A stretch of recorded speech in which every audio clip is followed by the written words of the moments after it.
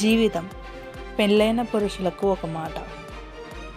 నీ భార్య నిన్ను నమ్మి నీ జీవితంలోకి వచ్చింది, కానీ నువ్వేమిటి చేస్తున్నావు? ఆమెను వదిలి పరాయి మహిళల్ని చూస్తున్నావు. అలా చూసి ఇష్టపడే ప్రతి క్షణం నీ భార్యకే కాదు, నీ పిల్లల భవిష్యత్తుకే నువ్వు అన్యాయం చేస్తున్నావు. నువ్వు భార్యతో గొడవ పడినప్పుడల్లా నీ పిల్లలు నిశ్శబ్దంగా మనసు ముక్కలైపోతారు. వారు బయటికి చెప్పుకోలేరు, కానీ లోపల ఎంత బాధపడుతున్నారో, తట్టుకుంటున్నారో నీకు తెలియదు.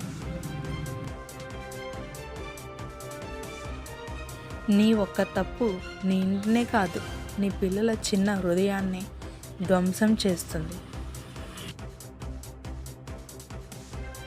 దయచేసి పరాయి ఆలోచనలు దూరం పెట్టుకోండి.